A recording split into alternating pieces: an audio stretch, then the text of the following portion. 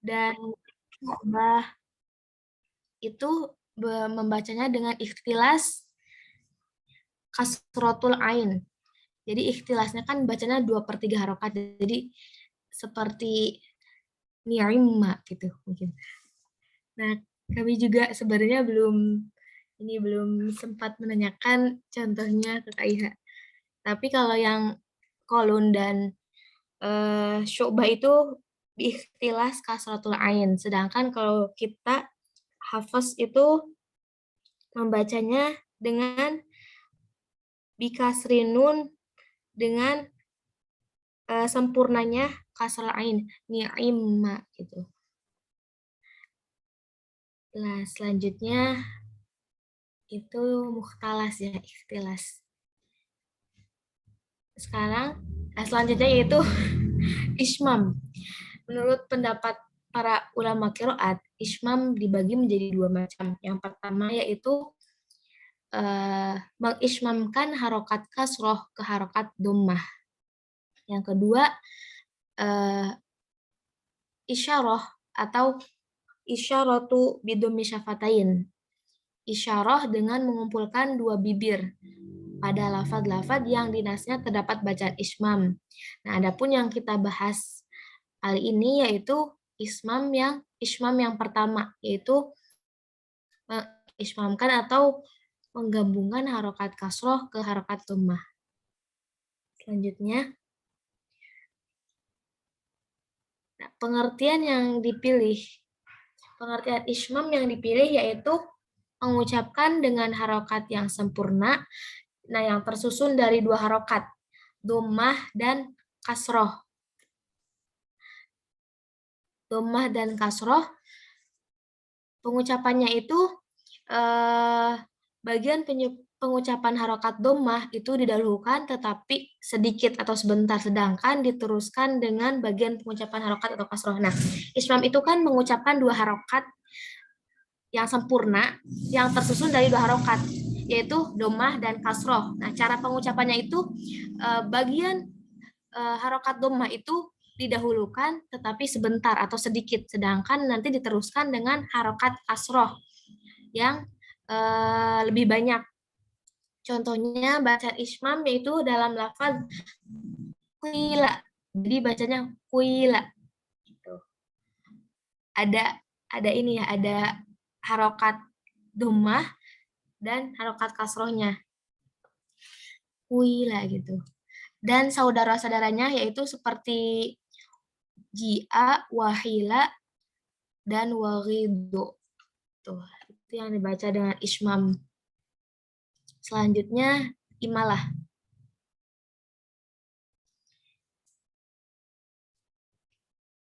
Nah, imalah menurut para ulama qiraat terbagi juga menjadi 2.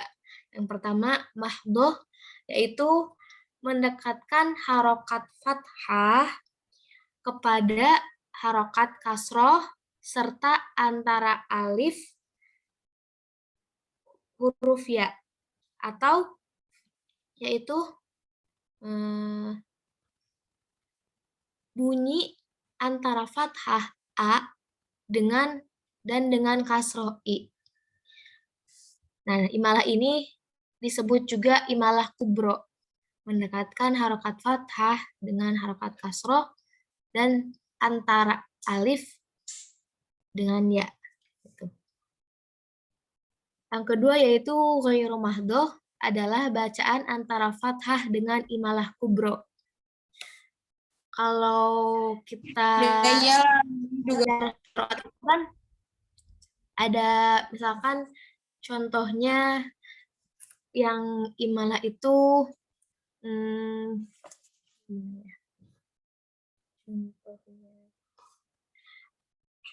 huruf ini apa? Hude gitu. Kalau imalah kubro ini lebih mendekatkan harokat fathah dengan harokat kasroh, hude gitu.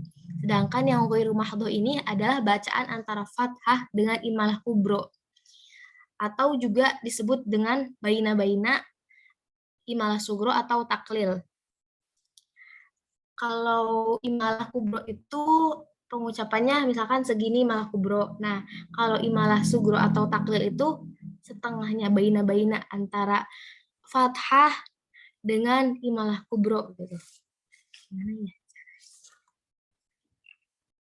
Ada sedikit perbedaan kalau imalah kubro itu bude. Nah, kalau imalah sugro atau taklil bude. Selanjutnya yaitu slide selanjutnya. Imalah. Nah, wal mumalah, wal mumal yaitu adalah lafaz-lafaz yang dibaca imalah.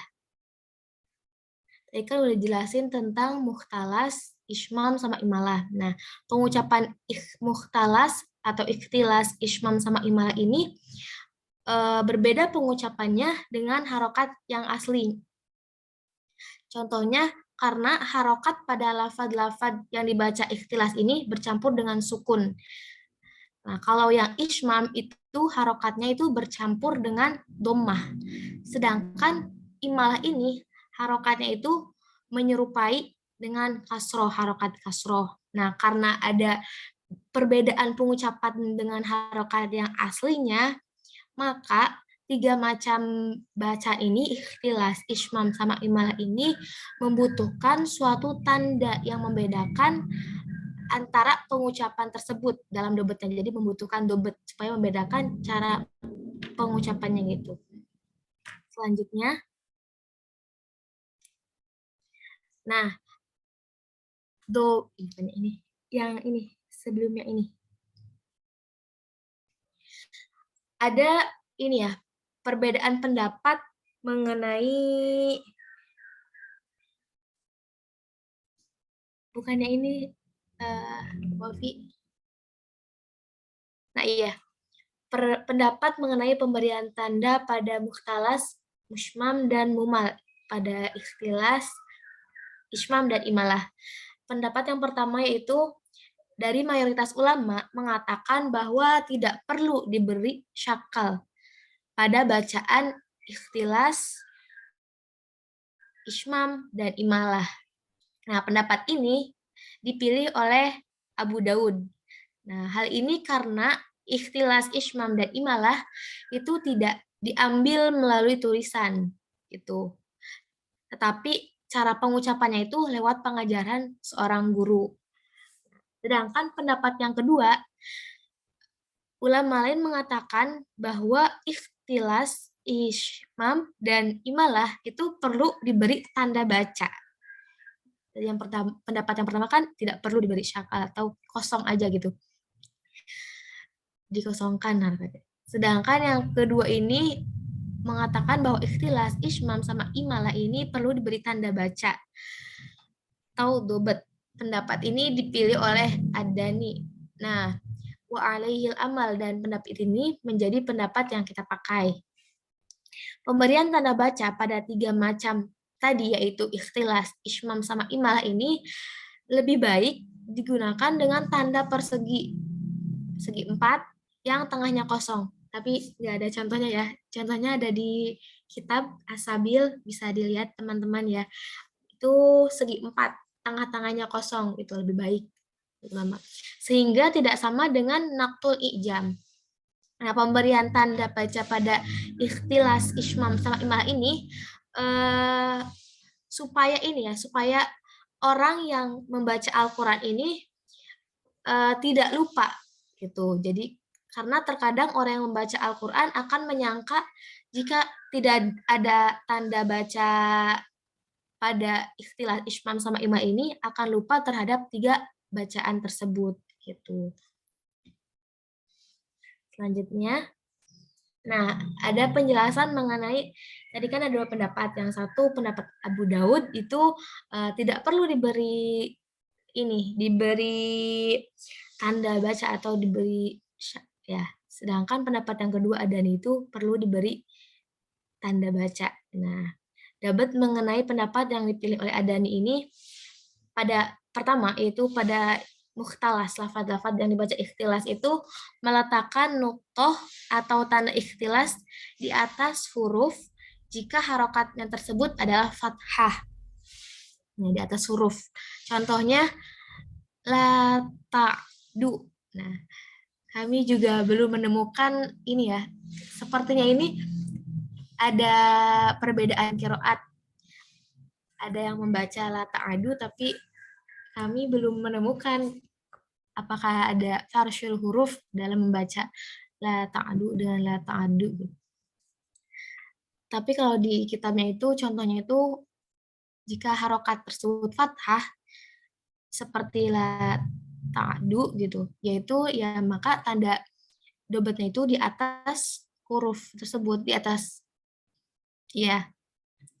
Ini sebenarnya dobetnya harusnya segi 4 ya, tapi karena uh, tidak tahu cara ininya. Nah, kemudian jika domah, jika harokatnya tersebut adalah domah, maka dobetnya itu diletakkan di bawah. Domah kasroh aswazim.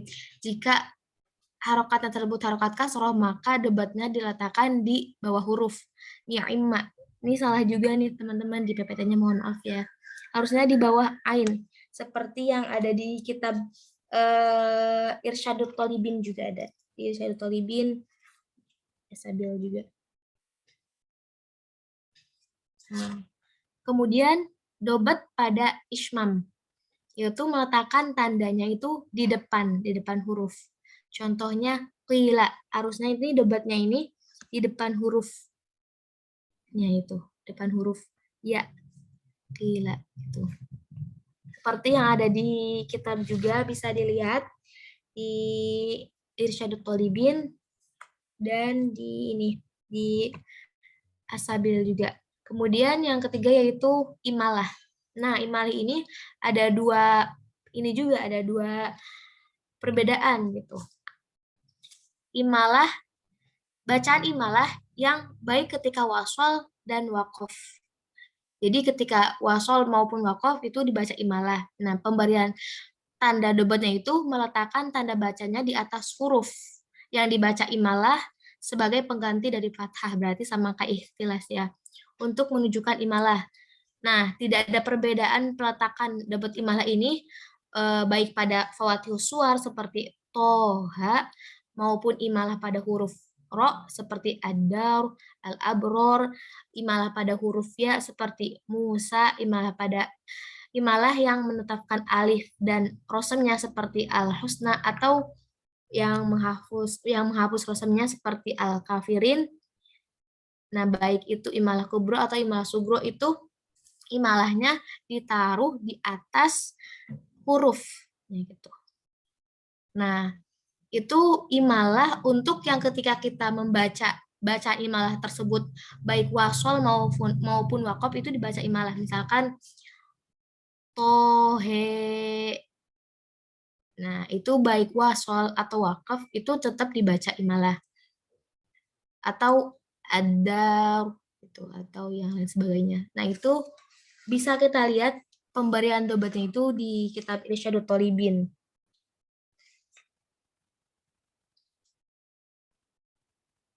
Ada di bawah ya.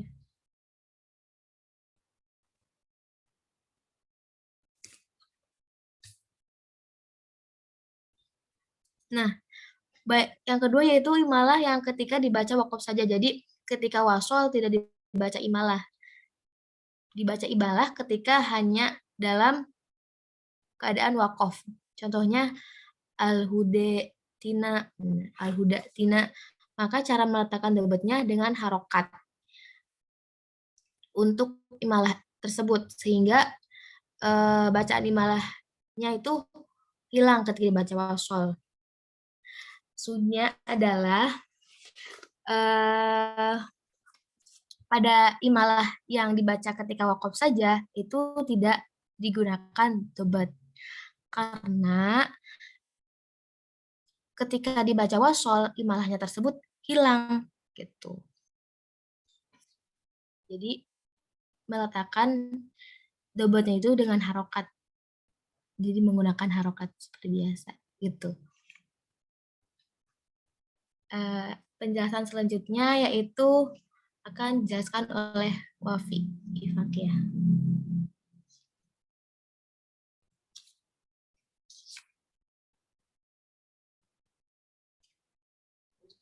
Iya ya Pak. Iya Pak. Sebelumnya kita kan udah bahas kan ismam yang pertama itu. Jadi selanjutnya sisa pembahasannya itu dobat yang kesyarah bidomin bisyafatain. Sama pembahasan tentang raum. Seorang ulama itu belum pernah memperhatikan selain pada dobat pada lafaz la ta'manna. Selanjutnya selanjutnya penyebabnya itu yaitu yang pertama karena sakta bukan termasuk harokat dan ismam dalam bentuk yang kedua mengisyaratkan kepada harokat dan mereka menentang terhadap dobat yang berharokat atau mati sukun dengan harokat dan sukun serta tidak ada wujud di antara keduanya. Yang kedua karena raum mendatangkan dengan sebagian harokat dan mereka berkata bahwa harokat raum adalah yang sempurna, baik harokat secara asli atau yang tercampur. Selanjutnya,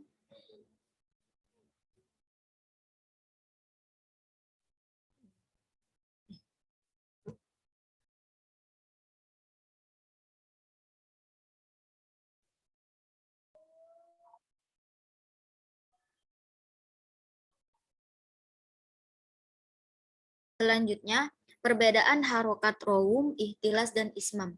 Rohum ialah datang dengan sebagian harokat yang murni atau yang jelas dari huruf-huruf yang tercampur dan dikirakan sepertiganya. Terus yang kedua, ihtilas ialah cepatnya pengucapan suatu harokat sekiranya orang yang mendengar bacaan tersebut menghukumi harokat tersebut hilang atau tidak terbaca, padahal harokat atau bacaan tersebut adalah sempurna. Dan pembedaan ini terhadap pengertian kedua dan perbedaan pada pengertian yang pertama adalah pengucapan dari sepertiga harokat dan juga harokat tersebut bercampur dengan harokat sukun. Selanjutnya yaitu ismam. Ismam ialah berbicara atau mengucap dengan harokat yang sempurna yang tersusun dari dua harokat, doma dan kasroh, dan bagian doma didahulu. Tiga apa sih, Wafi? Di bagian doma.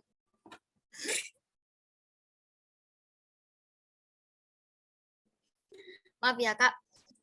Dan bagian doma didahulukan atas bagian kasroh. Kau off cam apa? Baik, saya kembalikan.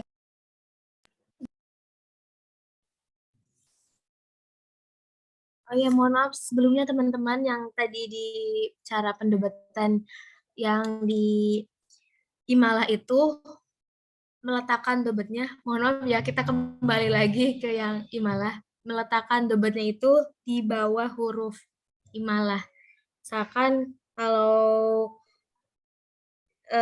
contohnya tohe berarti di bawah huruf H-nya.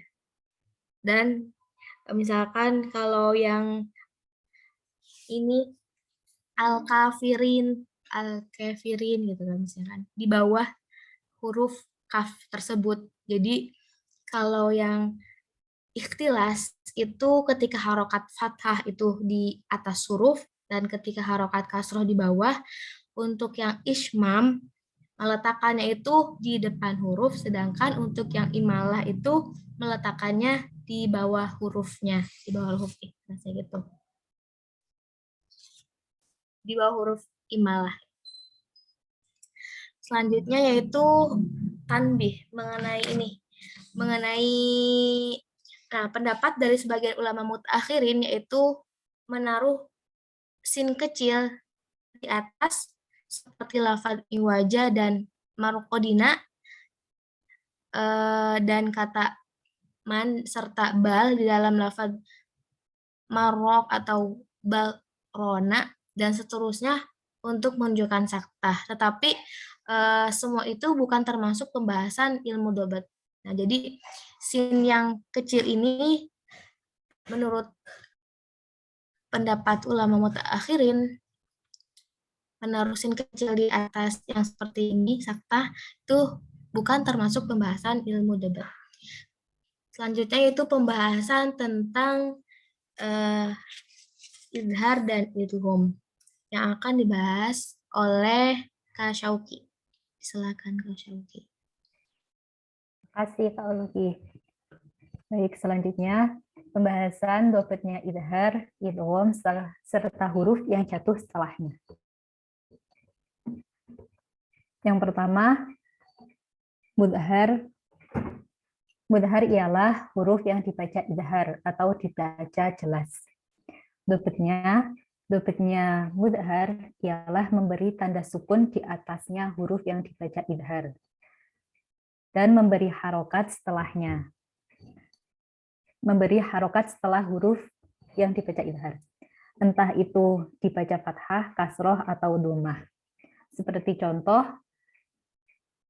idhar yang disepakati ulama yaitu lafadz ghain di ayat Rabbana afrigh alaina shobro. Jadi ghainnya itu diberi sukun. Terus huruf setelah ghainnya diberi harokat. Akan tetapi ulama berbeda pendapat pada idharnya lafadz qad sami'a. Jadi ada ulama yang berpendapat qad sami'a itu dibaca idgham. Nah, ulama yang berpendapat bahwa ini dibaca idhar, itu pendobatannya sama kayak yang di atas, Rabbana afrigh alaina. Huruf setelah idgham, huruf setelah mudgham, yaitu dalnya itu diberi harokat. Tidak diberi tasydid. Hanya diberi harokat fathah saja. Yang kedua, mudgham. Mudgham ialah huruf yang dibaca idgham, atau membacanya dengan cara menggabungkan. Mudgham sendiri dibagi menjadi dua. Huruf mudgham yaitu pertama idgham tam. Idgham tam ialah huruf mudgham tersebut ada yang benar-benar. Selanjutnya Wak.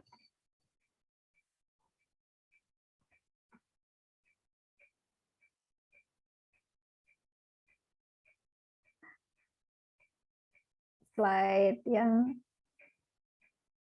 selanjutnya, sebelumnya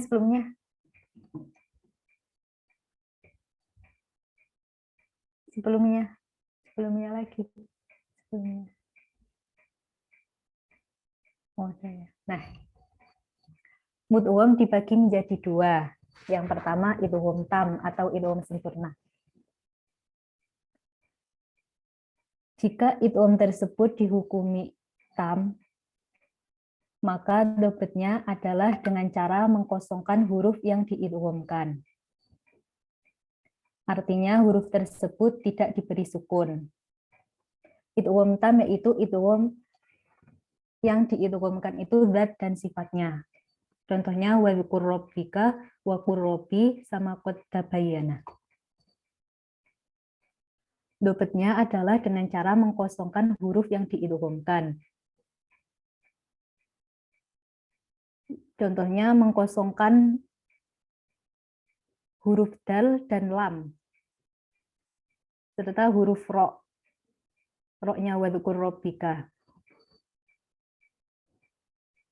Tujuannya adalah untuk memberitahu akan sempurnanya idgham pada huruf setelahnya.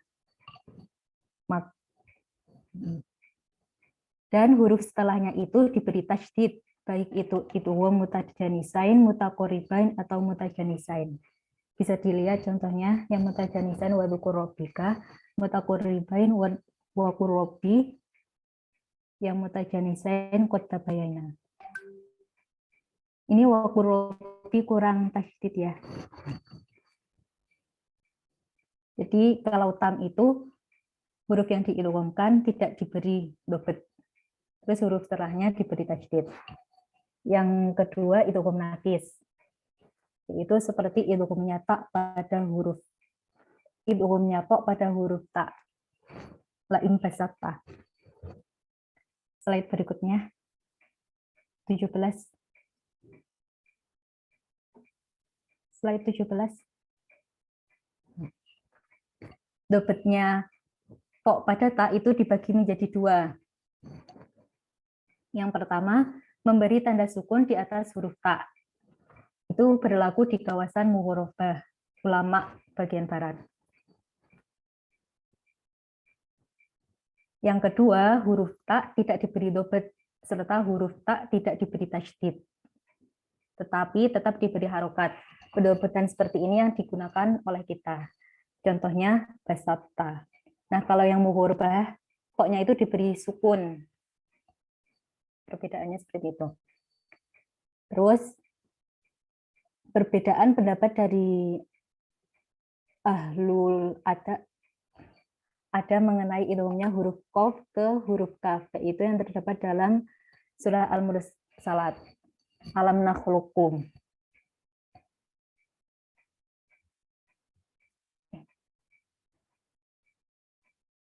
Slide berikutnya coba.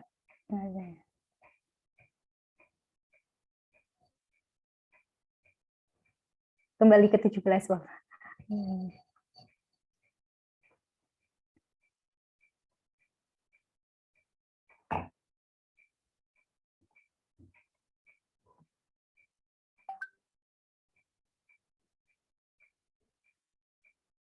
Jadi imam yang berpendapat bahwa alam nakhlukum, tadi kembali yang alam nakhlukum, tersebut itu idgham tam seperti Imam Ad-Dani dan pengikutnya, maka pendobetannya dengan cara mengkosongkan qaf dari sukun dan memberi tajdid di atas huruf kaf.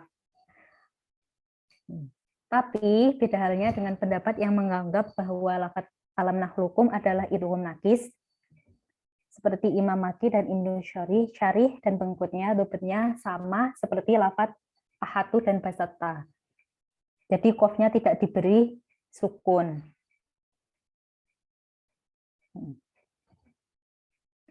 Tapi kalau yang menganggap itu tam, maka kafnya diberi tajdid dan qafnya tidak diberi sukun. Terus dobetnya mim ketika bertemu dengan ba dalam hukum ikhfa. Contohnya wa may ya'tasim. Pada ayat ini dobetnya ialah mengkosongkan mim dari sukun dan tajdid pada huruf ba. Kan langsung diidghamkan ke ba. Jadi tidak diberi sukun dan diberi tajdid pada ba-nya. Selanjutnya dobetnya huruf yang terletak di fawatihus suwar. Yang pertama idhar seperti lafaz alif lam mim dzalikal kitab. Huruf yang terletak setelah fawatihus suwar merupakan huruf yang berharokat, bukan huruf yang bertajdid, karena itu dibaca idhar, bukan idgham. Terus selanjutnya ikhfa. Ikhfa seperti nunnya ain pada surat Maryam. Kaf ha ya ain sod. Nunnya ain dan nunnya ain pada surat Asy-Syura. Ain sin qaf. Dobetnya sama seperti idhar, tidak diberi tajdid. Pada lafaz sinnya itu tidak diberi tajdid. Sama lafaz sodnya itu tidak diberi tajdid. Terus selanjutnya idgham. Huruf yang difawatihus suwar yang idgham itu dibagi lagi menjadi dua, kayak tadi tam dan nakis. Yang tam itu contohnya kaf ha ya ain sod dzikru. Pendapat ini seperti halnya di surah Maryam, pendapat ini dipakai oleh kita. Ulama qiraat yang membaca seperti ini adalah Abu Amr, Ibnu Amir, dan ulama kufi yang lain, kecuali Asim. Jika ditulis dobetnya pada lafaz ini, maka tajdidnya diletakkan di huruf setelah fawatihus suwar, di huruf da.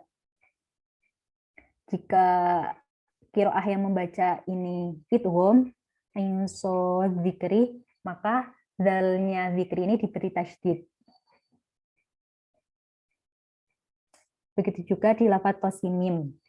Jika dobetnya tam, maka diberi tasydid pada mimnya. Jika tidak, maka tidak diberi tasydid pada mimnya. Jam'ul qiraah membaca dengan idgham kecuali Imam Hamzah dan Abu Ja'far.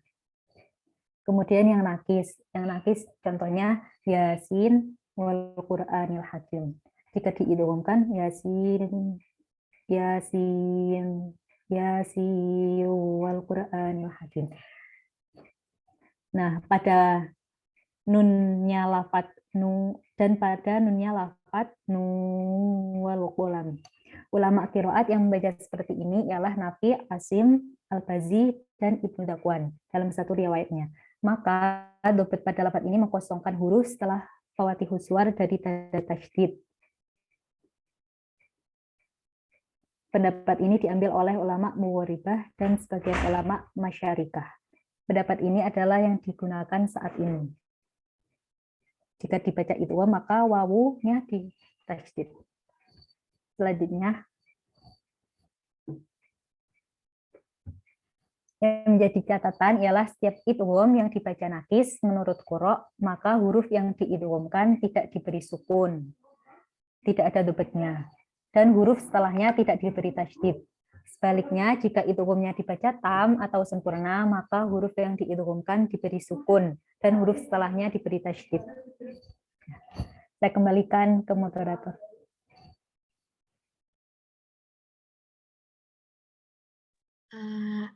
Baik teman-teman, sebelum ke pertanyaan saya ini ya Kak, sedikit membahas yang tadi contoh yang di Ishmam itu kan ada dua ya. Ada Ishmam yang Ishmamul kasroh adom, jadi mengishmamkan kasroh harkat kasroh ke domah. Contohnya la ta'manuna. Ya, Hasyauki ya. Yang Lata manuna itu Nah, ada yang baca ikhtilas juga, gimana? iya ya. Terus yang kedua yang isyarah bidomi syafatain la ta'manna. Jadi domahnya itu cuma isyarah doang. La ta'manna gitu. Tapi nanti mungkin akan dibahas lebih jelas oleh Kak Iha. Kita juga soalnya masih ini ya. Masih bingung. Baik Bingung cara teman-teman. bacanya. Iya.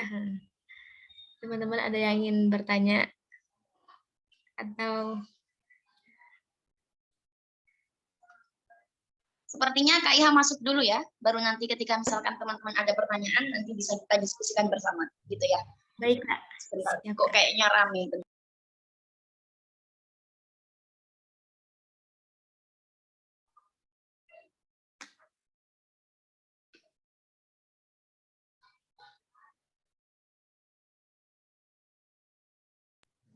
Bismillahirrahmanirrahim. Assalamualaikum warahmatullahi wabarakatuh.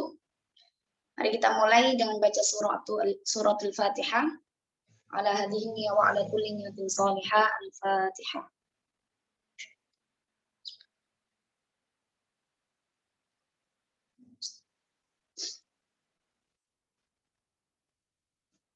Jadi pembahasan kali ini kita membahas terkait dengan tema besar, ada ismam, kemudian ada ikhtilas, kemudian ada imalah, terus nanti sedikit membahas terkait dengan roum, terkait dengan sabta. Terus tadi yang disampaikan sama Syauki itu pembahasan idgham ya. Nah, kalau nggak salah mungkin Kak Iha lupa atau apa. Seperti agak sama dengan yang disampaikan Tias ya. Benar nggak Syauki? Agak beda, cuma kemarin Kak Iha udah jelasin banyak. Oh gitu.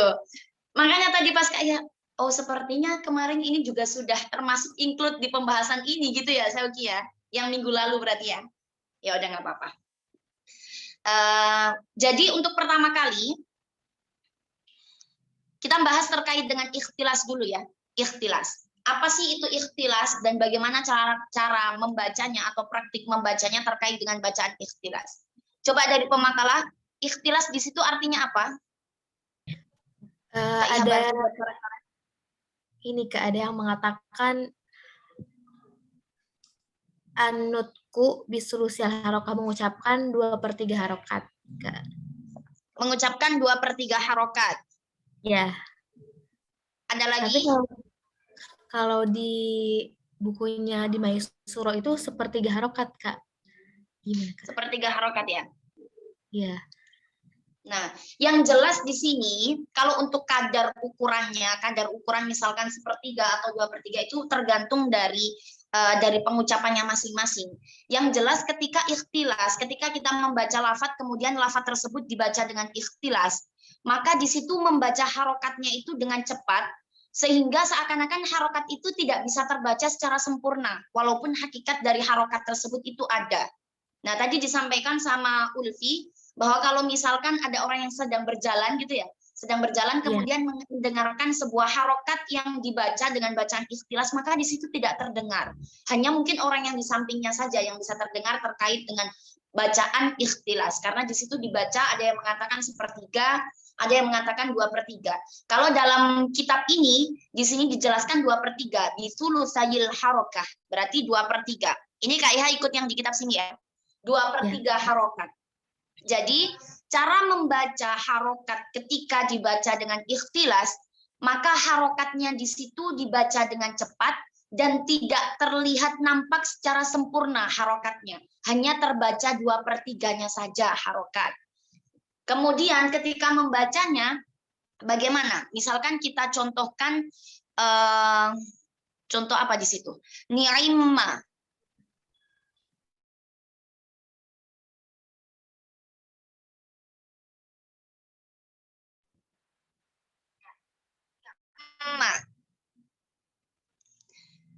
Nah, ikhtilas di sini menunjukkan bahwa ketika ada bacaan ikhtilas, di situ harokat dari huruf yang diberikan tanda ikhtilas itu harokat asalnya adalah sukun. Tadi meskipun sudah disampaikan sama Ulfi, terkait dengan ada salah satu imam yang membaca dengan bacaan ikhtilas. Riwayat siapa? Imam Kholun, kalau nggak salah ya. Imam Kholun sama Syu'bah. Jadi kalau misalkan kita hafaz, tidak ada permasalahan ikhtilas dalam Al-Quran. Di situ masuknya ke pembahasan ilmu qiraat juga ya. Ikhtilas, ismam kita masih ada ismam, imalah kita masih ada satu-satu. Nah kalau ikhtilas kita nggak ada. Nah kemudian di sini menunjukkan bahwa asal kalimat atau asal harokat dari kalimat di sini adalah sukun yang akan kita ikhlaskan kan ain. Ni'imah itu asalnya dari ni'mah. Ni'mah wa bi'sa itu loh, ni'mah. Jadi di sini asalnya adalah sukun. Maka ketika lafadz ini dibaca dengan ikhtilas, kalau harokat aslinya kasroh, maka kita membacanya ni'imma. Jelas ya, di situ ainnya harokatnya kasroh. Tapi ketika dibaca dengan ikhtilas, yang berarti 2/3 harokat saja yang bisa terdengar, maka membacanya bukan ni'imma. Kalau ni'imma jelas, maka dibacanya ni'imma. Bisa terdengar ya? Jadi antara sukun dan kasroh. Karena di situ asal kalimat, asal harokat dari ainnya di situ adalah sukun. Asalnya ni'ma, kemudian harokatnya dirubah kasroh ni'imma, kemudian ketika diikhtilaskan maka menjadi ni'ma. Antara sukun dan kasroh. 2/3 saja. Sampai sini bisa dipahami terkait dengan ikhtilas.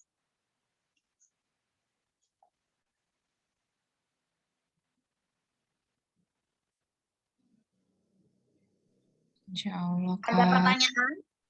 Ini soalnya Kak Iha nggak bisa kelihatan kelihatan gambar teman-teman. Ternyata ketika di share screen di HP nggak kelihatan ya.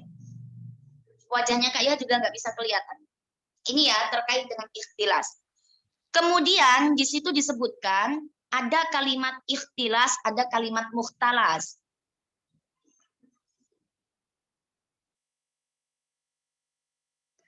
Ikhtilas itu bacaannya, ya. Jadi itu dibaca apa? Dibaca dengan ikhtilas. Gitu. Misalkan kalimat ni'imah tadi bacaannya apa?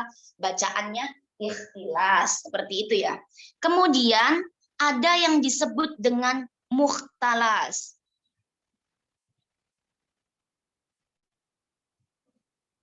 Nah, mukhtalas itu apa? Yakni lafat yang dibaca dengan ikhtilas itu disebut dengan mukhtalas, lafat yang dibaca.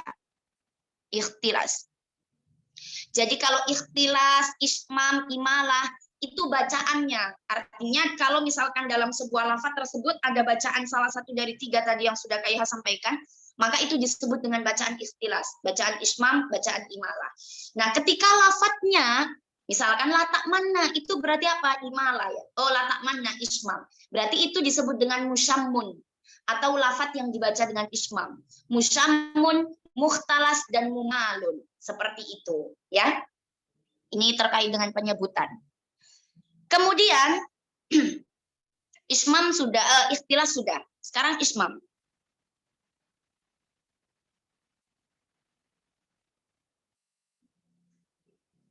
Di buku dijelaskan bahwa ismam di situ dibagi menjadi 2. Ya, di ilmu qiraat juga ada pembahasan terkait dengan ismam.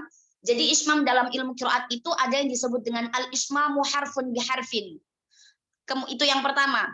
Kemudian yang kedua al-ismamu harokat biharokatin. Nah, di ilmu qiraat seperti itu pembahasannya. Kalau di sini kan ismamul kasrati dhammah, harfun biharfin. Kemudian ismam harokatun biharokatin. Maksudnya seperti apa kalau di sini? Kalau ismam huruf dengan huruf, itu berarti mencampur adukkan antara huruf yang pertama dengan huruf yang kedua. Kan ismam kan menggabungkan atau mencampur huruf yang pertama dengan huruf yang kedua. Itu. Nah, kalau ismam harokat dengan harokat, maka menggabungkan antara harokat dhammah, di sini harokatnya dhammah, dengan harokat kasroh. Dengan harokat kasroh. Nah, yang akan kita bahas di pembahasan kali ini adalah ismamul harokat bil harokah. Nah, kalau di buku di situ disebutkan bahwa ismam ada 2, ismamul kasroti dhammu, yakni penggabungan antara harokat kasroh dengan dhammah, itu yang pertama. Kemudian yang kedua, dengan adanya isyarah memajukan kedua bibir atau mengumpulkan dengan kedua bibir sehingga menunjukkan bahwa kalimat tersebut merupakan bacaan ismam. Nah, yang akan kita bahas itu ismamul harokah bil harokah atau ismamul kasroti bil dhammi. Kemudian tadi disampaikan contohnya seperti apa? Nah, kalau ismamul kasroh bil dhammi atau ismamul harokah bil harokah itu seperti yang kita bahas tadi, seperti yang dibahas sama Ulfi juga tadi, lafadz qila. Ini contoh, salah satu contoh terkait dengan ismamul harokat bil harokat. Ini kan lafadz qila, tulisannya seperti ini. Kalau kita bacaannya tidak ada bacaan ismam ya, di sini kita semuanya membaca qila. Tapi di pembahasan ilmu qiraat yang membaca lafadz qila dan bab-babnya atau dan yang semisal ada qila, ghidha, ji'a, syi'a. Kalau di bait syatibiyahnya itu waqila wa ghidha tsumma ji'a yushimmuha lada kasriha dhamma rijalun litakmula. Jadi lafadz qila dan bab-babnya atau qila wa babuhu di situ dibaca dengan ismam oleh beberapa ulama ahli qiraat di situ. Nah, bagaimana ketika membacanya qila? Di situ kan penggabungan antara harokat dhammah dengan harokat kasroh ya. Yang kemudian dhammahnya itu lebih disedikitkan, kemudian baru harokat kasroh. Maka ketika ditulis ini hanya segi pengejaan saja ya. Pengejaan berarti dhammah dengan kasroh. Dhammah dengan kasroh kuwila. Ini tulisannya, hanya pengejaannya saja. Akan tetapi harokat dhammahnya hanya dibaca dengan sedikit saja di situ yang di kitab disebutkan. Maka ketika qila dibaca dengan ismam, maka membacanya kuwila, kuwila, kuwila. Jadi yang wi-nya di situ lebih panjang daripada yang harokat dhammahnya. Yang menunjukkan bahwa di sini adalah adanya perpaduan atau adanya penggabungan 2 harokat, yakni harokat kasroh dengan harokat dhammah. Begitu ya. Itu pembahasan terkait dengan terkait dengan ismam. Kemudian yang contoh ismam yang kedua tadi seperti apa? Memajukan kedua bibir ya. Seperti lafadz latak manna. Latak manna. Latak manna itu juga menggabungkan meskipun ada salah satu ulama yang membaca dengan ikhtilas. Tapi di sini ketika dibaca dengan ismam, maka ini maksudnya ismam yang apa ini? Ismam yang menggabungkan bukan menggabungkan, mengumpulkan kedua suara atau mengumpulkan dua bibir untuk menghasilkan suara yang berbentuk ismam di sini. Nah, kalau misalkan teman-teman cek di mushaf yang di situ ada pembahasan terkait dengan imalah, semuanya ada insya Allah, termasuk mushaf kita, termasuk mushaf Warsh, di situ pasti ada tanda yang menunjukkan bahwa kalimat ini adalah kalimat yang bacaannya itu imalah. Oh, mohon maaf, ismam. Yang bacaannya di sini ismam. Kalau yang mushaf yang kemarin Kak Iha share di grup, itu kan yang satu mushaf Madinah, yang satu mushaf Warsh ternyata ya. Yang satu mushaf Warsh. Nah, di situ coba teman-teman cek di juz 12 pada lafaz latak Madinah, ada buletan kecil di sini. Di sini yang menunjukkan bahwa lafaz tersebut itu merupakan lafaz imalah. Dan ini nanti juga dibahas terkait dengan pembubuhan tanda atau dobet pada pembahasan, mohon maaf kok imalah terus ya Kak Iha, maksudnya ismam. Seperti itu. Ini terkait ismam ya, insya Allah sudah. Ada pertanyaan? Sebelum nanti Kak Iha bahas ke imalah. Ini sudah, sepertinya udah capek semua ini ya. Sudah silent all. Kak Iha mau tanya. Silakan. Berarti kalau yang ismam harfun biharfin itu yang gimana, Kak? Terus tadi kan kalau ismam tadi ada yang contohnya ada dua gitu Kak, yang kila sama yang lata mana itu Kak.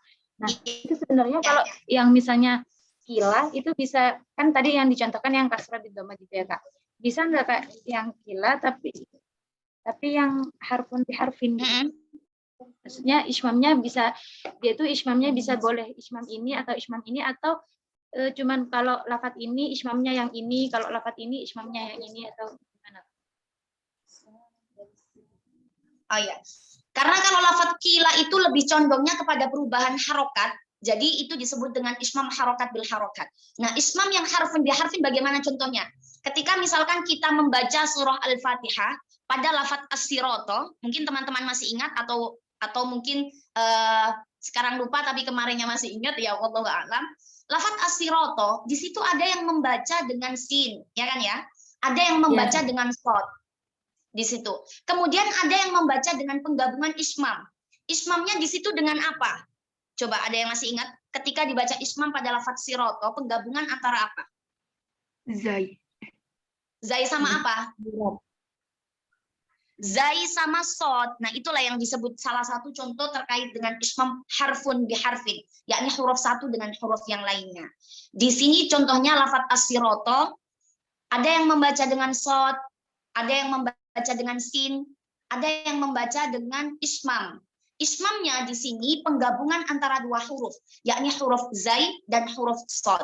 Makanya ketika lafadz siroto dibaca dengan ismam, maka seperti ada suara zainya, karena memang itu penggabungan antara zai dan sod, maka dibaca ziroto. Seperti itu, ya, bisa difahami? Tadi siapa yang tanya? Juwai ya, seperti suaranya Juwai. Kayak nggak bisa lihat soalnya.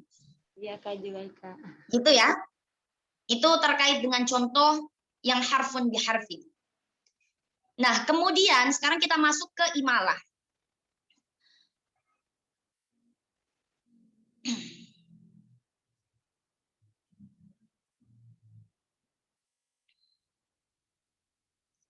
Ini kita sesuaikan dengan yang ada di kitab terlebih dahulu.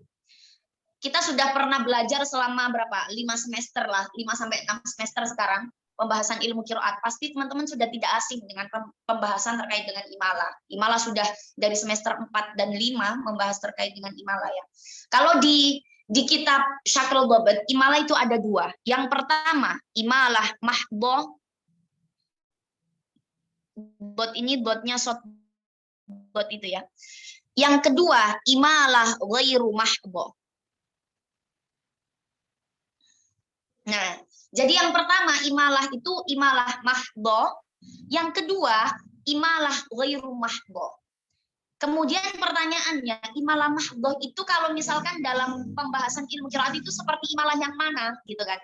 Apakah imalah kubro atau misalkan imalah yang biasanya kita sering baca, atau ini condong ke taklil ini, atau misalkan ini condong ke yang baina-baina atau yang mana? Di situ pembahasannya. Nah, ini imalah mahdhah itu merupakan imalah, kejadian imalah antara, mohon maaf, imalah mahdhah di sini merupakan bacaan imalah yang kalau misalkan dalam pembahasan ilmu qiraat itu disebut dengan imalah al-kubro. Ya, jadi imalah kan ada dua, imalah kubro, imalah sughro, seperti itu ya. Disebut dengan imalah kubro. Berarti seperti yang misalkan kita sering pakai dalam bahasa ilmu qiraat, setiap Hamzah dan Kisai membaca lafadz, misalkan lafadz ja'a atau lafadz huda itu dengan dibaca imalah. Hanya penyebutannya saja kita membaca imalah, tapi itu aslinya itu adalah imalah al-kubro atau biasanya disebut dengan imalah mahdhah. Nah, itu ya. Jadi memiringkan harokat atau memiringkan bacaan seperti bacaan E. Dan satu lagi catatannya terkait dengan imalah mahdhah atau imalah kubro. Di sini bunyi harokatnya lebih dicondongkan kepada harokat kasroh. Ya, jadi imalah mahdhah atau imalah kubro itu yang asalnya huruf tersebut itu berharokat fathah, ketika diimalahkan maka imalahnya lebih condong kepada harokat kasroh. Maka bagaimana cara membacanya? Misalkan lafadz huda diimalahkan imalah mahdhah atau imalah kubro, maka membacanya dengan hude. Condongnya kasroh ya. Sebentar. Nah, condongnya kasroh ketika mengucapkan bentuk bibirnya juga harus condong kepada harokat kasroh. Tahu sendiri kalau misalkan harokat kasroh itu dengan menurunkan sedikit mulut, gitu kan? Menurunkan sedikit mulut. Maka di sini imalah mahdhah pada lafadz huda atau imalah kubro, maka dibacanya hude, hude, karena itu imalah kubro. Ya, sampai sini bisa difahami? Kayak lanjutkan lagi. Insya Allah, Kak. Kenapa nggak bisa kelihatan ya? Kalau misalkan Kak Iha share screen, wajahnya Kak Iha aku nggak bisa terlihat. Kenapa? Hanya pakai HP. Nggak bisa kalau di HP. Nggak bisa ya kalau di HP ya? Baik, itu imalah. Imalah apa namanya? Imalah apa tadi ya? Imalah kubro atau imalah mahdhah. Nah, sekarang yang kedua disebut dengan imalah ghairu mahdhah. Ya, imalah ghairu mahdhah. Imalah ghairu mahdhah ini seperti apa? Imalah ghairu mahdhah ini dalam pembahasan ilmu qiraat disebut juga dengan imalah sughra atau imal atau bacaan taklil atau bacaan biasanya ada juga yang menyebutkan dengan baina-baina.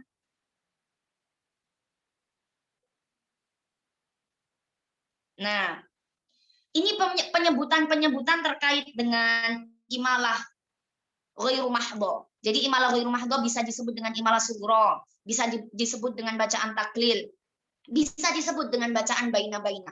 Maksudnya di sini baina-baina itu apa? Imalah kan asalnya fathah ya. Jadi baina-baina itu adalah bainal fathi wa bainal kasri. Berarti di antara fathah dan kasroh, di tengah-tengahnya gitu loh maksudnya.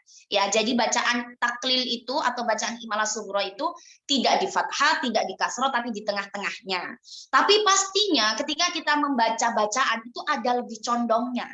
Atau misalkan kalau yang tadi imalah kubro, meskipun itu antara fathah dan kasroh, tapi condongnya lebih kepada condong ke kasroh. Begitu ya kalau imalah kubro.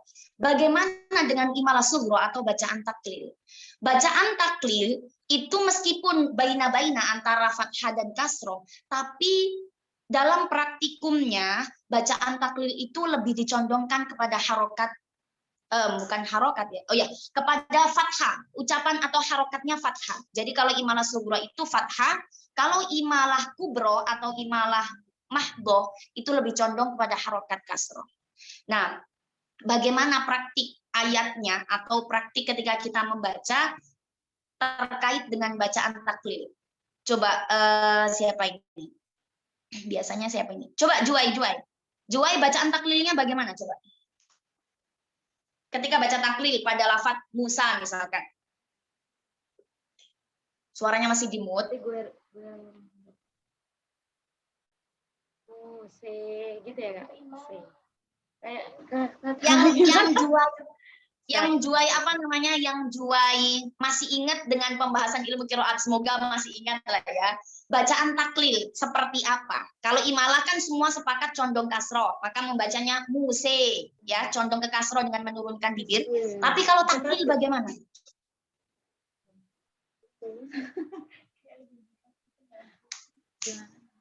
Loh, kok ketawa semuanya? Ini bukan parodi tawa ini. Lupa, Masya Allah, Alhamdulillah. Lupa. Bacaan taklil. Kalau kita baca taklil gimana? Dan Muse, ya kan? kayaknya Kayak lebih sama, berat tapi gitu, Kak. Lebih enggak turun gitu, Kak. Muse. lebih nggak turun jatuhnya kayak mus. Enggak turun. Muse jatuhnya yang turun muse. harus jelas ngomongnya. Kalau ngobrol sama Pak Fatoni langsung disekat itu turun apanya yang turun apanya. Kayak gitu. Apa-apa? Setengah turun. Apanya? Rahang. Ininya kan kalau yang imalah tadi, yang imalah versi kubro lebih gini ya Kak. Maksudnya kalau yang apa ini taklil yang kayak agak kebuka gitu. Ya, jadi bagaimana? Kak Iha minta contohnya bagaimana maksudnya? Kayak sama. Gimana? Coba Tias atau Sylvia yang dalam satu sistem sama. Silakan.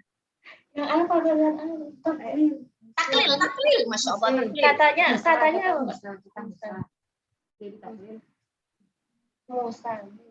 Muse.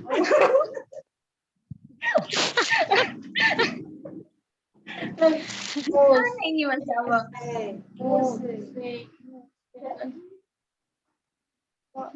Oh, ini udah lupa kayak gini pembahasan taklil. Tazkiyah Fikriyah bisa, Kak. Oh, Tazkiyah Fikriyah, silakan Tazkiyah Fikriyah, bisa. Mana Tazkiyah Fikriyah? Muse gitu tak Kak? Muse. Taklilnya Tazkiyah berarti seperti itu ya, muse, se. Ya. Muse. Kalau teman-teman yang lain ada yang berbeda nggak suaranya terkait dengan bacaan taklil? Kalau tadi kan opsi pertama muse, opsi pertama.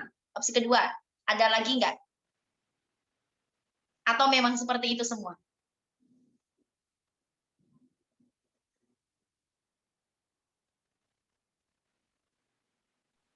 Si Ajeng beda lagi, Kak, si Ajeng.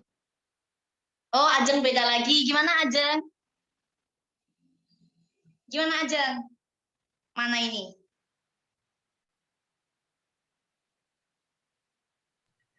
Sama Kak, kayak Oh, sama. Ini namanya teman yang usil berarti ya. Teman tiba-tiba tidur dipanggil gitu ya. Jadi gini, ini ada dua pendapat terkait dengan bacaan taklilnya. Ada yang membaca kita seperti membaca apa ya? Senin.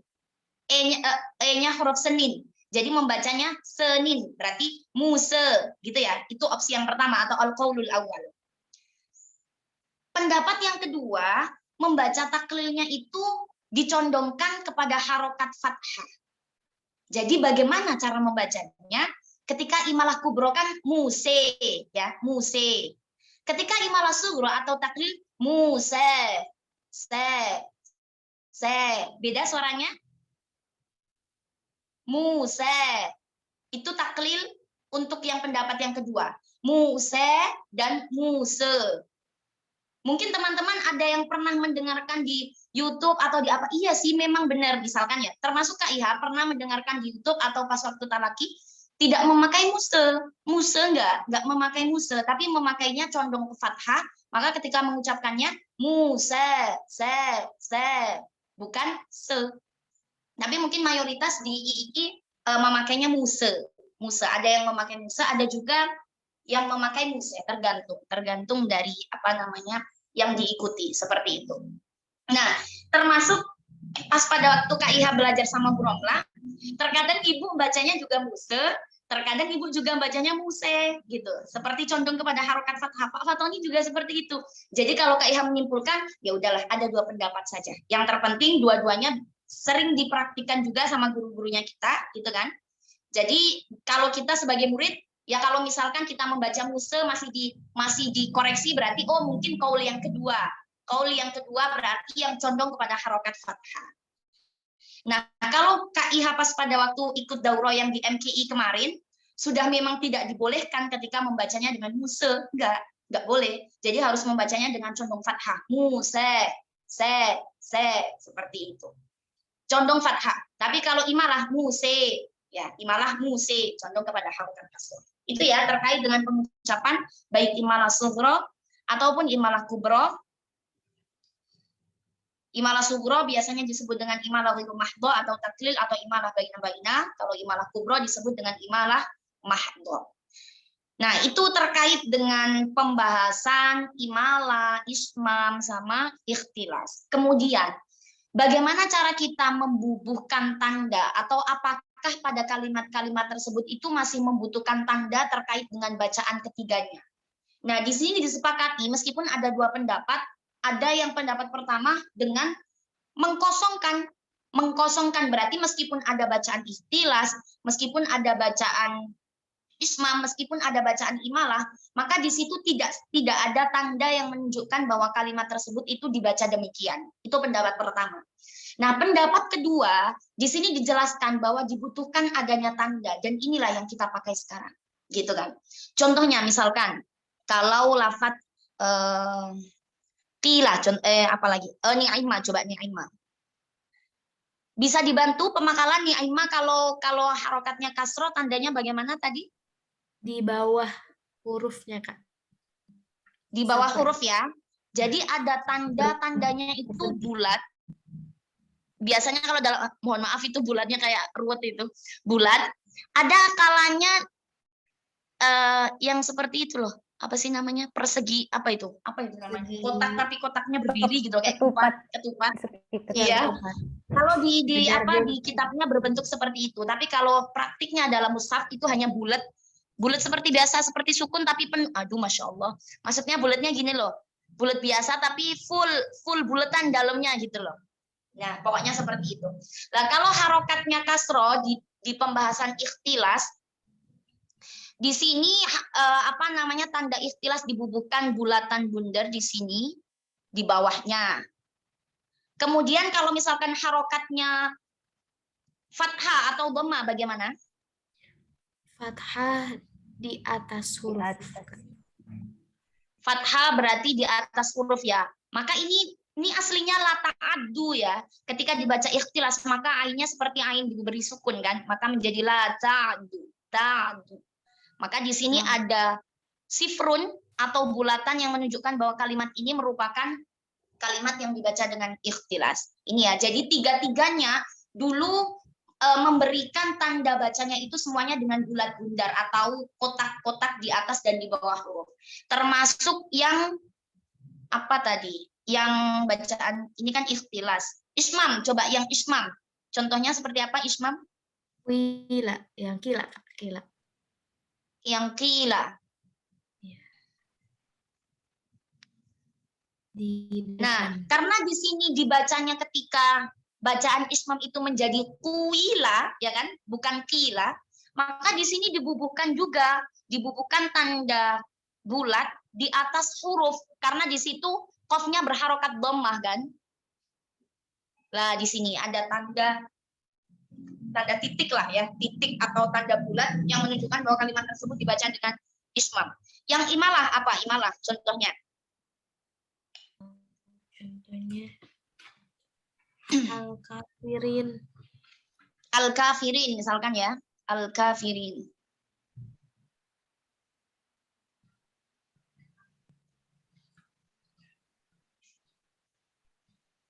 Baik imalah ataupun bacaan taklil ya, yang intinya taklil termasuk bagian dari imalah tapi imalah sugro. Nah, di sini kan ada alif ya. Ada alif ya yang menunjukkan bahwa kalimat tersebut dibaca dengan imalah dan taklil. Maka di sini ada buletannya yang menunjukkan bahwa di sini adalah bacaan imalah. Kalau misalkan teman-teman tidak percaya, bisa dicek di mushaf apa namanya? Mushaf Waras juga ada. Coba Kak Iha bantu buat share screen yang terkait dengan mushaf.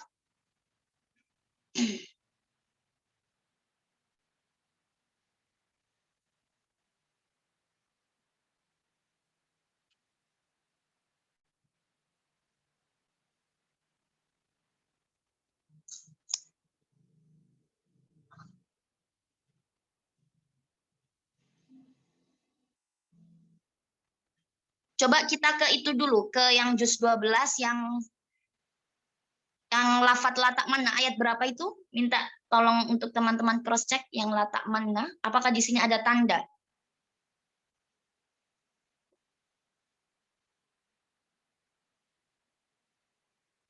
Mana ya? Surah Yusuf apa surah Hud ya? Surah Yusuf ya. Latak manna. Yusuf. Ayat 11. Ayat 11. Nah, ini bisa kelihatan ya teman-teman ya. Di situ yang ayat 11 pada lafat latak manna, ini mushafnya mushaf Warsh ya. Coba diperhatikan. Di situ qalu kan apa namanya titiknya titik 1 karena mushaf Warsh. Ini mushaf yang zaman dahulu, maksudnya yang cetakan yang awal. Kalau cetakan sekarang untuk mushaf Warsh sudah sesuai titiknya 2 untuk qaf, untuk fa titiknya juga di atas, tidak di bawah lagi seperti itu. Nah, pada lafaz latak manna di situ hamzahnya kenapa tidak dibaca atau tidak tertulis latak manna?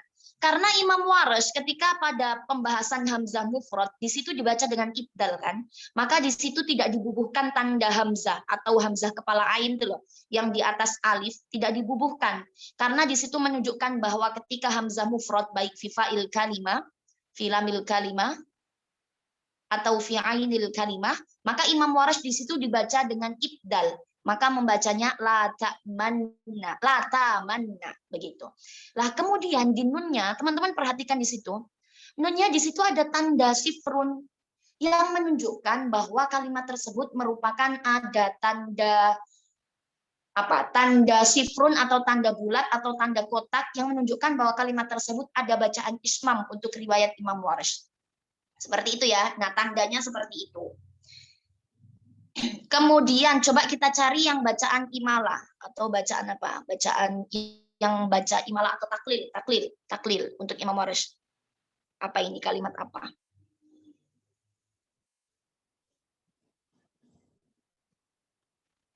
Atau misalkan di ayat-ayat awal mungkin.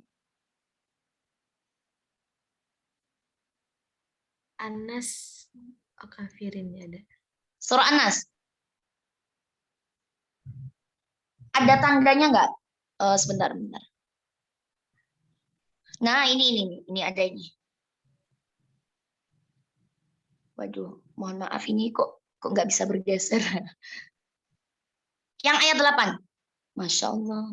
Ya, yang ayat 8. Wa minan nasi may yaqulu amanna billahi wa bil yaumil akhir wa ma hum bimu'minin. Pada lafaz wa minan nasi, lafaz an-nasi ada permasalahan nggak untuk Imam Warsh? Ada nggak? Ada nggak? Ada. Di situ ada alif. Lafaz an-nasi coba nanti di cross check di pembahasan ilmu qiraat termasuk Imam Warsh atau tidak yang membaca lafaz an-nasi karena ini masuk pada alfadul makhsus. Atau contoh kecilnya yang ayat 7. Khatamallahu ala qulubihim wa ala sam'ihim wa ala absarihim. Nah, lafaz absarihim Imam Warsh di situ ada bacaannya. Dibaca dengan ditaklil absarihim. Maka di bawahnya huruf shad di situ ada bulatan bawah, bulatan yang di bawahnya shad itu menunjukkan bahwa kalimat tersebut dibaca dengan taklil untuk Imam Warsh. Seperti itu ya. Bukan itu namanya aksesoris, bukan ya, karena itu pasti ada fungsinya masing-masing. Termasuk ya pada ayat 8, wabil yaumil akhiri. Imam Warsh ketika membaca lam ta'rif di situ dibaca dengan bin naql. Maka di situ ada tanda titik di atasnya alif. Wabil yaumil akhir. Seperti itu. Kemudian yang ayat terakhir bimu'minin di situ karena bacaannya ibdal untuk hamzah mufrad fi fa'il kalimah, maka di situ dibaca dengan bimu'minin. Ini salah satu contoh terkait dengan pembahasan imalah ataupun taklil di mushaf Imam Warsh di sini ya. Jadi kesimpulannya tanda-tanda tersebut dibubuhkan ketika pada kalimat tersebut itu ada permasalahan. Jadi kalau misalkan dulu itu tandanya masih sifrun-sifrun tersebut. Kan tadi kan sudah kita sepakati bahwa yang berlaku sekarang atau yang kita terapkan sekarang adalah yang ada tanda. Nah, ternyata coba kita praktikkan, coba kita cross check ke mushaf kita. Mushaf kita kan ada bacaan, kalau imalah sama apa namanya? Imalah kan cuma satu, lafat majreha. Kemudian yang ismam juga cuma satu, latak manna. Kemudian apa lagi? Imalah ismam, ikhtilas nggak ada. Kita di ikhtilas nggak ada. Coba bisa di cross check di Quran kita masing-masing, ada nggak tanda yang menunjukkan bahwa kalimat tersebut itu dibaca ismam, dibaca imalah.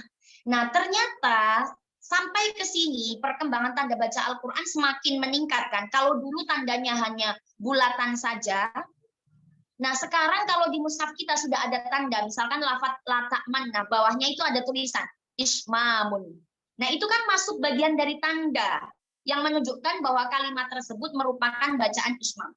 Begitupun ketika lafaz majreha, di situ di bawahnya ada tanda yang menunjukkan bahwa kalimat tersebut dibaca dengan imalah. Oleh karenanya di bawah huruf ada tulisan imalatun. Nah, seperti itu. Itu termasuk bagian dari metamorfosis tanda ya. Mulai dari dahulu sampai zaman sekarang.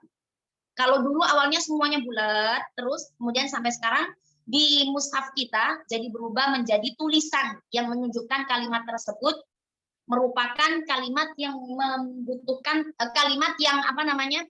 Yang bacaannya di situ dibaca dengan ismam atau dibaca dengan imalah. Kalau ikhtilas kita tidak ada ikhtilas. Mungkin itu dari pembahasan ismam, ikhtilas sama apa tadi? Ikhfa. Oh, bukan kok ikhfa. Ayah udah nggak fokus di sini, hujan terus soalnya. Itu mungkin ada yang ditanyakan. Yang ikhtilas Kak, yang di asabil hari ini Ya. sama wayak murukum sama hari ini. Ya. Wala alahum lam yata'aridut top pol ikhtilas di hari ini. Oh ya. Wal mukhtalasu huwa ma quri'a bil ikhtilas tanbihan ala anna al aslaf yudabbihi as-sukun ka ikhtilas ya'ini ni'ma wala ta'du, bahwa pembahasan ikhtilas di mukhtalas di sini adalah lafaz yang dibaca dengan ikhtilas yang menunjukkan bahwa asal dari kalimatnya di situ adalah bobotnya sukun, seperti ikhtilasnya ainnya lafaz ni'ma atau ikhtilasnya lafaz ainnya lafaz wala ta'du. Mimma harokatuhu masyubatun bisukun, yang mana harokatnya itu diserupakan seperti harokat sukun gitu kan. Jadi asalnya memang di situ harokatnya sukun. Wala'allahum lam yata'arradu lidabtil ikhtilas fi arini wa ya'murukum indal akhidin bihi likauni harakatuhu lam tushabbu bisukun. Nah, di sini pada dua lafaz ini, lafaz arini dan lafaz wa ya'murukum, di sini karena asal kalimatnya, asal harokatnya, mohon maaf kedengeran nggak hujannya ini? Agak kencang. Asal harokat dari suatu lafaz itu bukan berasal dari sukun, gitu ya maksudnya. Karena kalau tadi ni'ma kan ni'ma, la ta'addu itu aslinya la ta'addu aslinya la ta'addu. Ya, disukun. Nah, di sini yang arini sama ya'murukum di sini tidak diikhtilaskan, tapi tidak diberikan sebuah tanda yang menunjukkan bahwa kalimat tersebut berasal dari sukun. Ketika membaca ya'murukum, hanya harokat dhammahnya saja yang dibaca dengan ikhtilas. Ya'mukum, ya'murukum, hanya sepertiga saja. Tidak dibaca sempurna ya'murukum, kalau itu sempurna. Tapi kalau ikhtilasnya di harokat dhammah, seperti membaca harokat dhammah tapi sedang saja, tidak sampai terdengar orang di harokat roknya kalau pada lafaz ya'murukum. Kalau di arinya harokat kasroh pada roknya. Nah, itu karena kejadian dari harokat dhammah dan kasroh. Nah, kalau yang dua contoh yang di atas itu disebutkan dan diberi tanda karena kejadiannya dari sukun, seperti itu. Bisa dipahami? Siapa tadi yang tanya? Ulfia atau siapa tadi?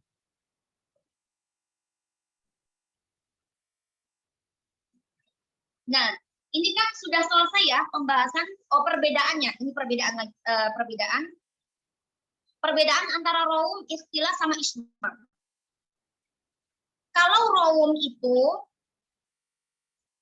menetapkan sebagian harokatnya yang murni dengan sepertiga saja. Nah, di sini disebutkan kalau yang raum itu hanya sepertiga, kalau yang apa tadi ikhtilas itu 2/3, seperti itu ya. Di sini disebutkan Kalau yang raum bitulusiha artinya sepertiga. Kemudian kalau yang ikhtilas 2/3. Tapi Kak Iha belum cek yang di Maisuro. Mungkin nanti dua-duanya sepertiga atau gimana tadi Lutfi? Di Maisuro itu sepertiga, Kak. Kalau Ikhtilas yang maupun raum dua-duanya sepertiga. enggak, kalau yang rom tidak ada penjelasannya, Kak. Cuma Oh, ikhtilas, enggak. islam sama ini. Imalah. Mungkin bisa nanti buat referensi teman-teman ya. Jadi misalkan kalau ada perbedaan pendapat seperti ini, jangan sampai mematahkan salah satu argumen. Tapi justru teman-teman bisa memberikan sebuah pandangan lain, misalkan dalam kitab ini membahas 2/3. Dalam kitab yang ini membahasnya 1/3. Terus nanti teman-teman harus juga lebih condong kemana. Jadi tidak mematahkan satu atau dua belah pihak. Nah, kemudian catatan lagi untuk perihal raum itu hanya ada ketika wakaf saja. Ketika wasal bacaan raum tidak ada. Contoh kecilnya ketika bacaan raum kemarin yang di al-waqfu fi akhiril kalimat, ketika lafaz ketika harokat akhirnya berupa harokat apa yang ada bacaan raum? Coba masih ingat nggak? Domah, Kak.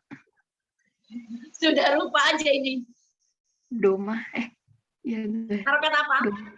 Ada bacaan raum itu ketika harokat akhirnya berupa harokat apa? Karena memang hanya berada di akhir kalimat saja kalau raum. Domah, Kak. Ya kasih, Kak. Doma sama apa? Fathah. Inallah bima misalkan amma yatasaalun itu kan harokatnya fathah, harokat nunnya kan fathah. Bisa dibaca raum berarti. Fathah nggak ada. Jadi domah dan kasroh. Contohnya misalkan kemarin lafaz yashau. Ketika dibaca ismam maka di situ dibaca yashau. Nah, seperti itu. Oh, bukan ismam, mohon maaf, raum maksudnya raum. Jadi raum itu hanya berada pada akhir kalimat saja atau akhir ayat. Itu kalau misalkan raum. Tapi kalau ikhtilas dengan isra'u bil harakati bihaitsu yahkumu sa'i 'alaiha bidhihabi ma annaha kamilatan wa hadzal farqu 'ala ta'rif tsani wal farqu 'ala ta'rif al-awwal annahu nutqu bi thulutsayil harakah wa ma'a dzalika fa hiya mashubatun bi sukunil harfi.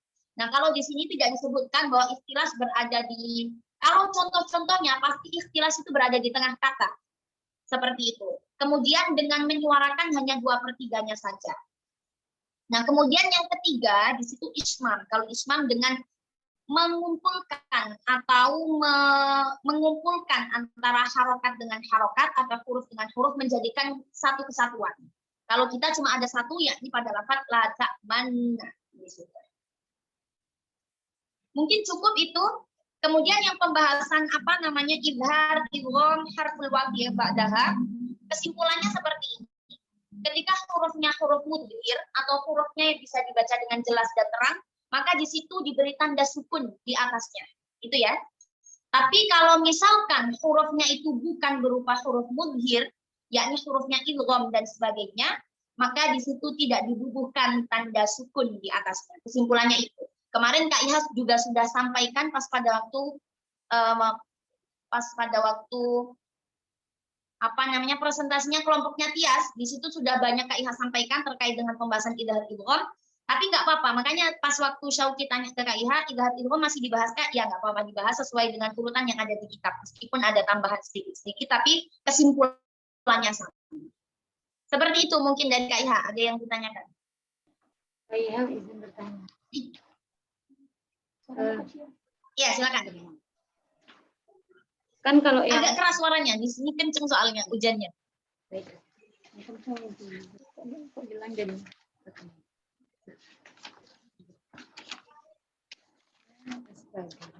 Kalian satu kosan lagi berarti, bukannya kemarin pisah.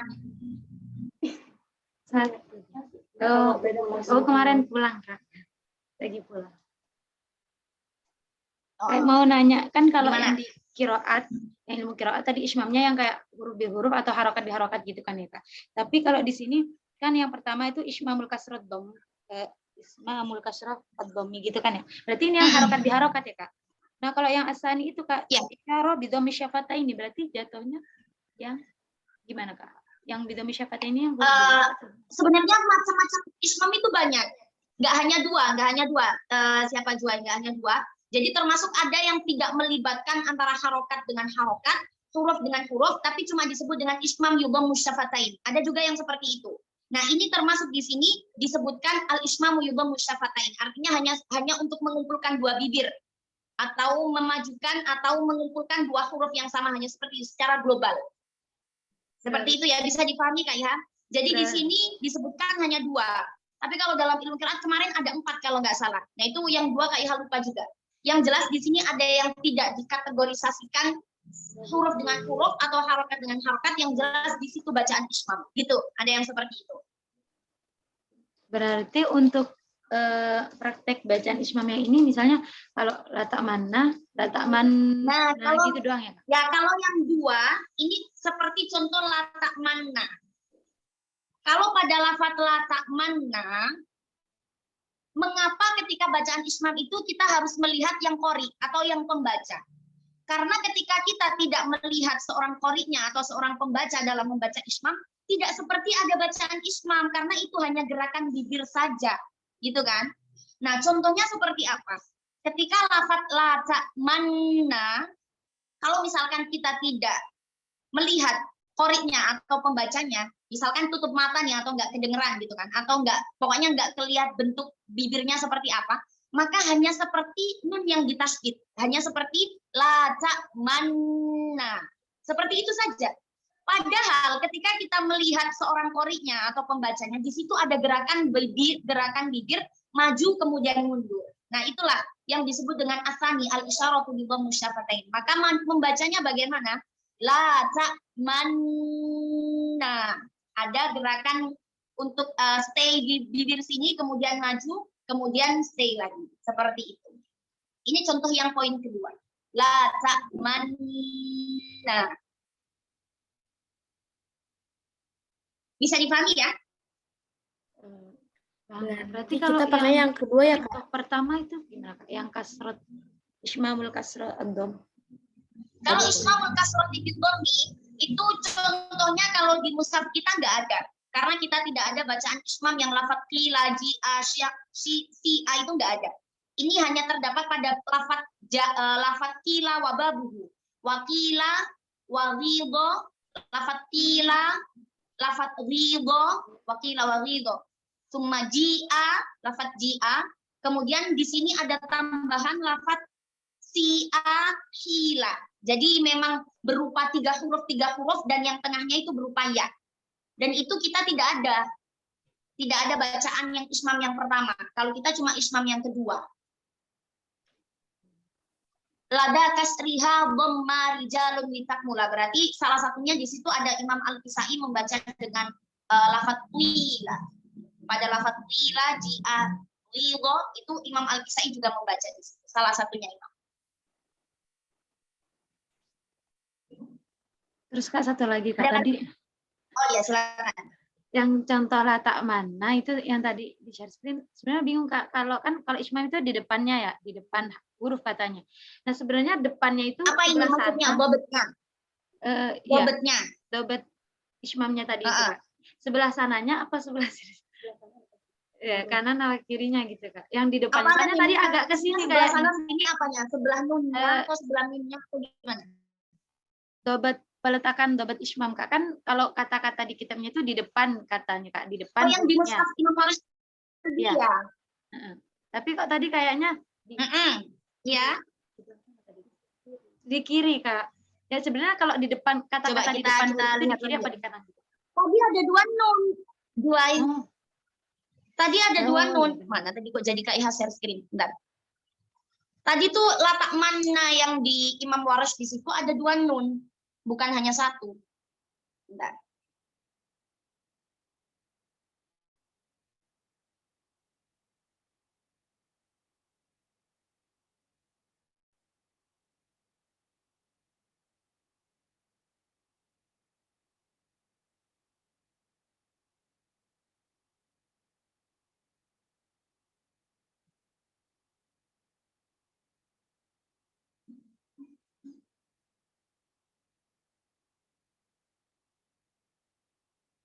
Di depannya, apa namanya? Di depannya Juai. katanya. Di situ menunjukkan ada dua nun ya. Karena memang asalnya latak manna kan latak manuna, ya kan? Berarti sebenarnya memang ada dua nun penulisannya. Nah, di situ tanda ismamnya diletakkan di depan huruf nun, di depan itu berarti sama dengan peletakan bobotnya yang di kitab bahwa ingkana musyamman atau ingkana apabila huruf tersebut berupa huruf yang bacaannya ismam, tuwadda'un nuqtah amamal harfi. Maka diletakkan nuqtah atau titik di depan hurufnya. Itu di depan itu. Depan huruf yang pertama apa yang kedua? Ini nunnya ada dua ya Kak? Maksudnya nun ini sama nun yang tasydid. Iya, di sini penulisannya nunnya ada dua. Nunnya ada dua, yang menunjukkan bahwa ini adalah asal kalimatnya dari lafadz latak manna itu latak manuna. Ada dua nun memang asalnya. Asal kalimatnya itu ada dua nun pada lafadz latak manna. Latak manuna. Nah, kemudian di situ diletakkan di atas huruf nunnya. Makanya di situ seperti nun yang pertama tidak terbaca, dan nun yang pertama dijadikan suara ismamnya. Maka menjadi laca manna, baru nun yang bertasydid yang di akhir. Seperti itu.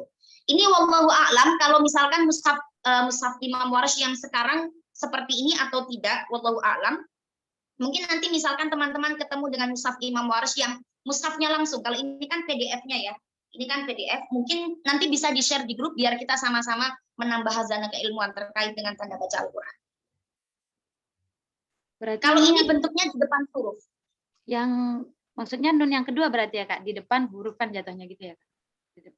Nun yang kedua yang Ini di sini disebutkan di nun yang pertama, bukan nun yang kedua. tapi maksudnya di depan hurufnya, kata-kata depan huruf berarti jatuhnya yang dibahas nun yang tasydid gitu ya Kak. Yang dibahas kan nun yang tasydid. Ya, benar Berarti di sekali. depan.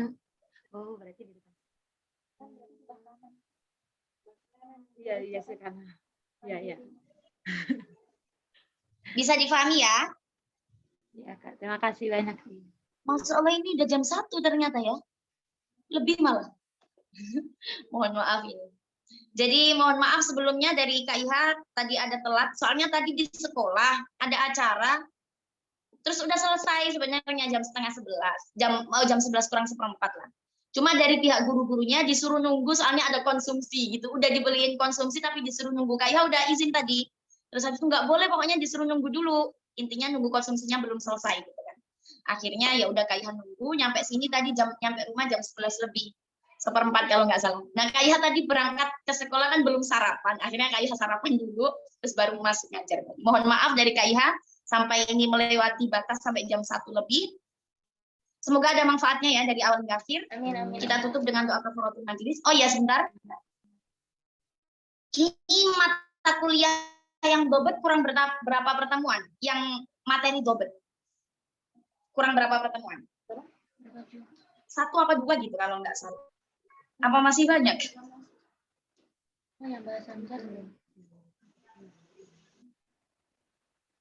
Minggu depan apa? Minggu depan itu fi kaifiyati dhabti ma khudifa rasman wa mazida rasman itu yang ditambahkan hurufnya atau dihapus hurufnya itu minggu depan. Terus minggu depannya lagi masih ada atau sudah? Ini pemberian tanda baca yang dibuang. Yang minggu depan lagi Kak, pemberian tanda pada alif wasol dan lam alif.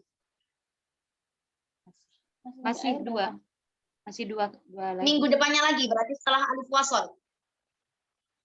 Baru UTS. Setelah alif wasol masih ada pembahasan atau UTS? UTS Kak. Setelah alif wasol UTS. Nah, UTS-nya nanti kita berarti 2 minggu lagi. 2 minggu lagi nanti UTS. UTS-nya kita selesaikan dulu pembahasan syatul dobat, baru nanti kita UTS. Nggak di waktu UTS nggak apa-apa ya. Sebenarnya waktu UTS kan minggu ini ya. Jadi kita selesaikan, nunggu sampai alif selesai, kemudian nanti kita UTS. Baru nanti kita pingsan atau kitab Nafaisul Bayan terkait dengan pembahasan adul ayat atau perhitungan ayat dalam Al-Quran. Gitu ya. Cukup dari Kak Iha. Kita tutup dengan doa kafaratul majlis. Subhanakallahumma wa bihamdika nasyhadu an la ilaha illa anta nastaghfiruka wa atubu ilaik. Wassalamualaikum warahmatullahi wabarakatuh. Waalaikumsalam warahmatullahi Terima kasih banyak. wabarakatuh. Kak Iha izin live dulu. Terima kasih banyak Kak Iha. Kak.